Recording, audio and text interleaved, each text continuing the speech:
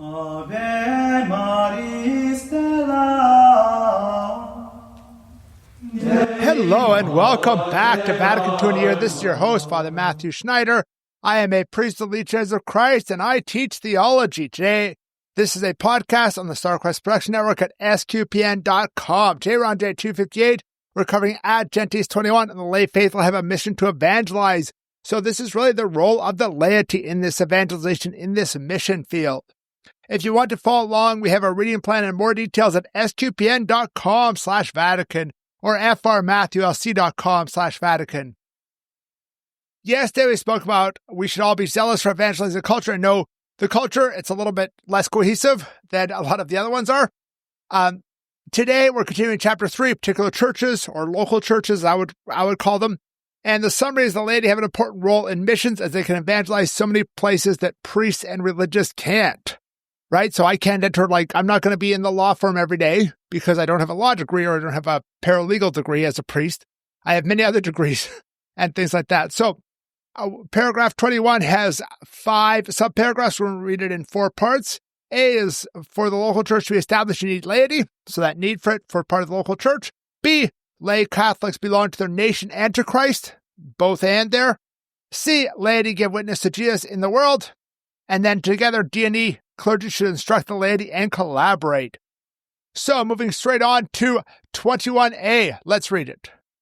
A. The church is not being really founded and is not yet fully alive, nor is she the perfect sign of Christ among men, unless there is laity worthy of the name working along with the hierarchy.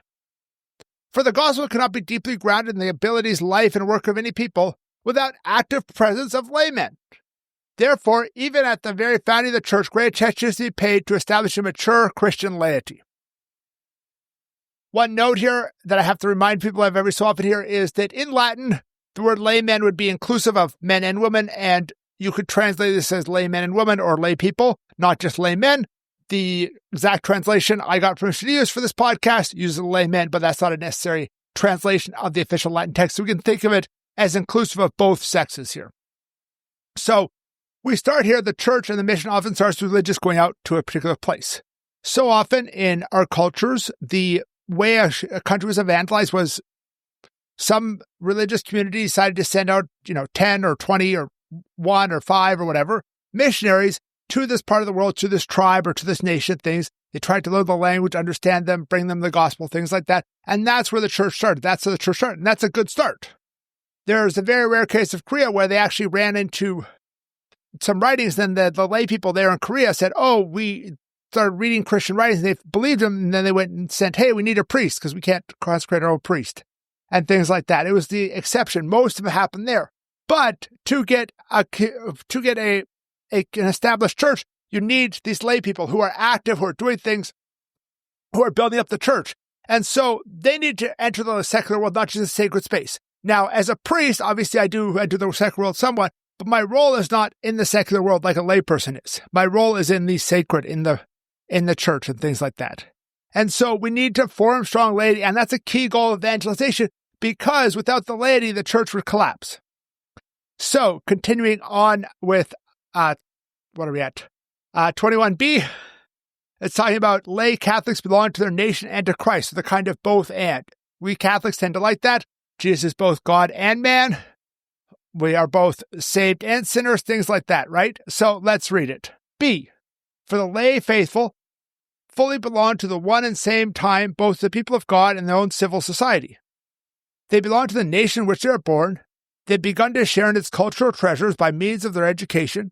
They have joined its life by manifold social ties. They are cooperating in its progress by the efforts, each in his own profession. They feel its problems to their own, to be their very own, and they are trying to solve them. They belong to Christ because they were regenerated in the church by faith and by baptism, so that they are Christ in newness of life and work. Confer 1 Corinthians 15. In order that in Christ all things may be subject to God, and finally God will be all in all. Confer some Corinthians 15.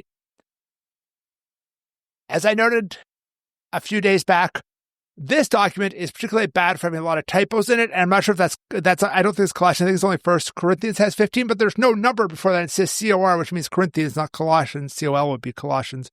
But this particular document is particularly bad for that, and it's been annoying for having like typos like that. And I'm sure some of you are using the Vatican version, the Vatican website version, which is the same version I'm using, have been a little bit annoyed by that as well. Hopefully the Vatican can improve that. Anyway, so lay Catholics belong to their own nation. They have our own culture. We have our own social structure. We have interrelationship. We share in the joys and with the issues. Lay Catholics, even priests, are concerned about the politics of the nation. We want a nation that protects the right to life, that helps the poor, that, treats crime properly, that promotes marriage, all those things, right? And we want those. And lay people can go out and help have that happen in a country, and that's good. But lay people are also part of the church. They have this kind of a foot in each world, and that they're regenerated by baptism. They share in Jesus' life, and they are all made new in Jesus. You were all made new in Jesus when you were baptized, right? And that's important. That's where we have in this text B here for this idea of this dual citizenship. So moving on to paragraph 21C, it's by far the longest subparagraph here. So it's about laity, give witness in the world, and let's read it and then do a little analysis. C, their main duty, whether they are men or women, is the witness with which they are bound to bear to Christ by their life and works, in the home, in their social milieu, and in their own professional circle. In them, there must appear the new man created according to God in justice and true holiness, Ephesians 4. But they must give expression to the newness of life in the social and cultural framework of their own homeland, according to their own national traditions. They must be acquainted with this culture, they must heal it and preserve it, and they must develop it in accordance with modern conditions and finally perfect it in Christ, so that the faith of Christ and the life of the church are no longer foreign to the society in which they live, but begin to permeate and to transform it. Let them be one with their fellow countrymen in sincere charity, so that what appears in their way of life, a new bond of unity and universal solidarity, which is also drawn from the mystery of Christ. Let them also spread the faith among those with whom they live or have professional connections, an obligation which is all the more urgent because very many men can hear of Christ and of the gospel only by means of the laity who are their neighbors. In fact, wherever possible, the laity should be prepared in more immediate cooperation with the hierarchy to fulfill a special mission of proclaiming the gospel and communicating Christian teachings so that they may add vigor to the national church. So this really points to the significant duty of the lay people to bear witness to Christ, bear witness to Jesus in our actions. Others need to see the new men in them. We have that new expression of life, but how much do non-Christians see the new man regenerated in Christ in you, the joy, the love with which he loves us? And they need to understand their culture, understand their countrymen. They're the ones who are able to really understand it, having lived it their whole life and being dedicated in those aspects of culture, whether it's the culture of the local factory or the culture of the farm or things like that. All of those things, they're very acquainted with it.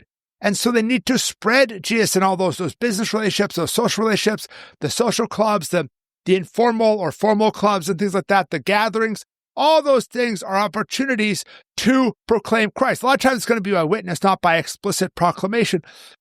And the reality is that there's many places and times that they can only be witnessed, people can only be witnessed by lay people, only see the witness of lay people.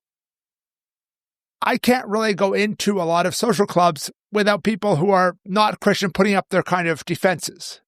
Whereas a lay person looks just like them and has a job at the, at a place they know and things like that, has an opportunity to reach out to them, to witness to them, which I would not. And so that's important. We have to reach those people who cannot be reached by us priests and religious. And then obviously they need to cooperate with the hierarchy. I think this subparagraph really expresses one of the real radical changes in Vatican II, because from about the medieval councils until Vatican I, you kind of see the church working in an assumption that most Christians are living in Christian countries. Whereas here in Ad Gentes, we're talking about all these Christians living in non-Christian countries, and we're talking about even those of us who live in formerly Christian countries and trying to evangelize a post-Christian culture. And obviously certain aspects of this are also implicitly about people under communism and under other totalitarian where they're being oppressed and things like that. But this is the reality, that there's all these different challenges we have, and this is a real challenge that the church sees, where the church tried to go to every nation. We realize many of them, in fact I would say most of them today, are not Christian, and we need to present a Christian message to them to bring them Christ, to witness to Christ, to bring Christ into that society so people know, love, and serve him there.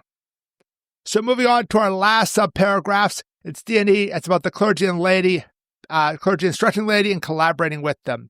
So let's read them. D. Let the clergy highly esteem the arduous apostolate of the laity. Let them train the laity to become conscious of the responsibility which they have as members of Christ for all men. Let them instruct them deeply in the mystery of Christ, introduce them to practical methods, and be at their side in difficulties according to the tenor of the Constitution Lumen Gentium and the Decree Apostolicum Axiostatum. E. While pastors and laymen then retain each their own state of life and their own responsibilities, let the whole young church render one firm and vital witness to Christ and become a shining beacon of the salvation which comes to us in Christ. That concludes this part. So we need to instruct people on Christ. We need to teach people, lay people, about Christ. We need to teach them how to live as a church, as a people, and how to witness to Christ in their society.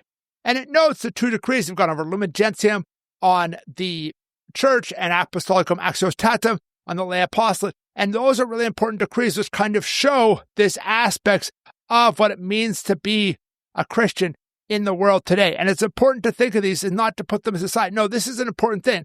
And you can kind of think of this almost as meta, as I am a priest giving a talk on an extended series on Vatican II. I think the most exhaustive series there is out there on the documents of Vatican II. So this is that. And then the last one is just, hey, we actually have a role. We need to collaborate, we need to work together. And that's important. I am not an expert in a lot of things, and I rely on lay people for a lot of that. So thank you for listening to this episode of Vatican II in a Year. This is a listener-supported podcast. You can donate to help StarQuest produce it, another great podcast at sqpn.com/give. You can give one-time monthly to join the StarQuest Patreon. Tomorrow we'll continue with the next paragraph of Ad Gentes, which is paragraph 22 on coordination in each area for enculturation of the gospel. Please join us then to learn more about Vatican II, which can provide a blueprint for the Catholic Church. If you want more information on the podcast, like playlists for individual documents and a reading plan, go to sqpn.com/Vatican, frmatthewlc.com/Vatican, or Vatican SQPN on Facebook and X. There is also an SQPN Discord server at sqpn.com/Discord, and on there you'll find a channel for Vatican II in a Year. Amen.